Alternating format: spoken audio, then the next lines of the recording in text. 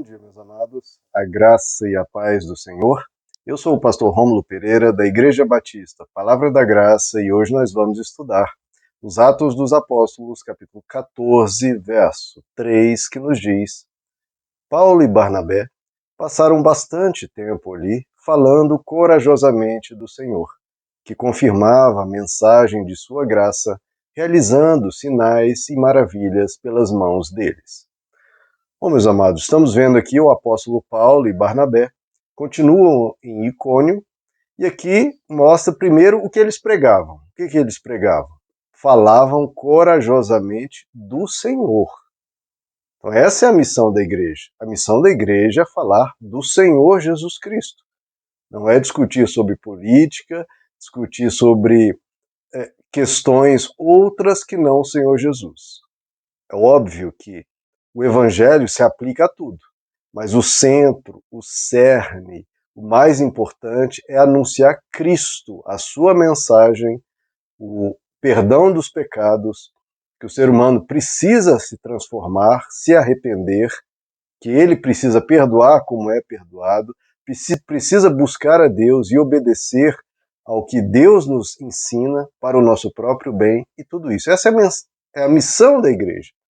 A igreja pode realizar diversas atividades, como inclusive obras sociais.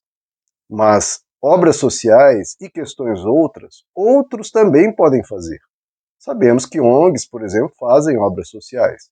Agora, a missão que é da igreja e que ninguém mais o faz é anunciar a Cristo, anunciar a palavra de Deus. Essa é uma missão específica e prioritária da igreja, que é falar, ensinar ao mundo a graça de Deus, o poder de Deus, a vida com Deus.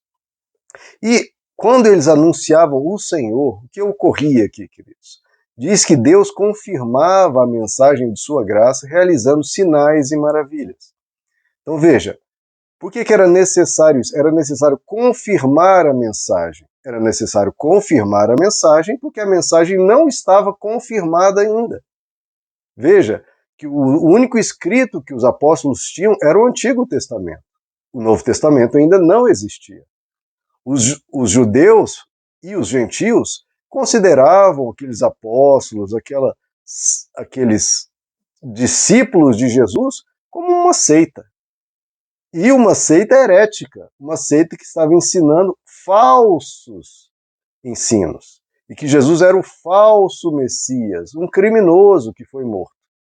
Como que isso ia mudar essa percepção? Como que deveria ser mostrado a realidade do Evangelho como algo vindo de Deus? Ora, só se Deus, o próprio Deus, testemunhasse a favor dessa mensagem. Como que Deus testemunharia? De forma sobrenatural, por sinais e maravilhas, milagres e prodígios. Então veja, se alguém eles estavam dizendo, olha, isso aqui vem da parte de Deus, e todo mundo dizia, não, isso é falso, o que Deus tem que fazer? Ele, o próprio Deus, vir falar, sim, isso é verdadeiro, porque eu estou dizendo e demonstrando, vejam aqui os sinais. Então, a quantidade abundante de milagres na época de Jesus e dos apóstolos era totalmente necessária para a confirmação da palavra de Deus, para mostrar que quem estava errado não eram os cristãos, eram todos os judeus e todos os gentios que negavam a mensagem do Evangelho.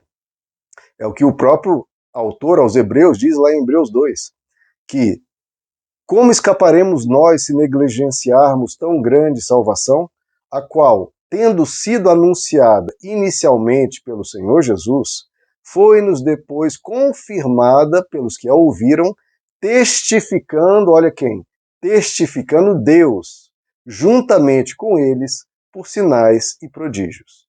Então, o que Jesus falou, os apóstolos afirmaram, foi testificado, foi confirmado por Deus por sinais e prodígios.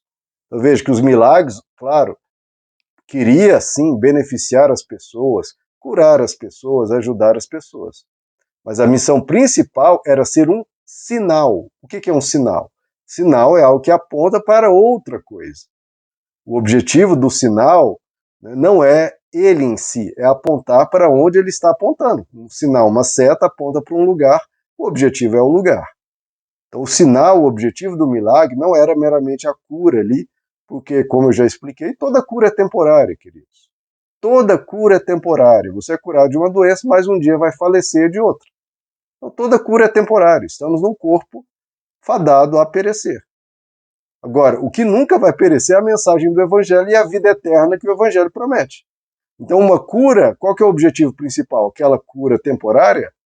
Principal não, o principal é anunciar Jesus Cristo a nós, fortalecer a nossa fé, fazer com que as pessoas creiam e saibam que há um Deus verdadeiro que nos salva, nos cura e nos perdoa. Esse é o objetivo principal. Então, por isso Deus fazia isso. Lá em Marcos 16, por exemplo, quando Jesus envia os apóstolos, diz que Deus confirmava a palavra com os sinais que os acompanhavam. Confirmação da palavra. Então, o que era o principal? A palavra que estava sendo confirmada, porque os sinais eram instrumentos para fortalecer e anunciar e testemunhar a respeito da palavra. Lembre-se, queridos, todo milagre, tem pessoas que recebem milagres e depois abandonam Deus, não querem saber mais de Deus, não obedecem mais a Deus, se revoltam, se rebelam, saem. Agora, então veja, o milagre nem é o essencial é a pessoa crer na mensagem, porque crendo na palavra, a pessoa muda de vida e muda para toda a eternidade, indo para a glória com Deus. Então o principal é a palavra. Os milagres estão todos a serviço, que o texto está nos mostrando, todos os milagres estão a serviço da palavra e da salvação da pessoa para a eternidade. Outro ponto, Deus realizava esses milagres pelas mãos deles. É assim que o texto diz, que quem realizava os milagres não eram os apóstolos, era Deus realizava pelas mãos deles. Então, veja, Deus era quem fazia e eles eram os instrumentos pelos quais Deus operava aquilo. Então, o milagre não era um exercício da grandeza dos discípulos, era um exercício da grandeza de Deus que usava aqueles instrumentos para realizar aquela tarefa. Um cirurgião faz ali uma cirurgia e usa um bisturi. A grandeza da realização de uma cirurgia complexa não está no conhecimento, na sabedoria do bisturi, ele é só um instrumento.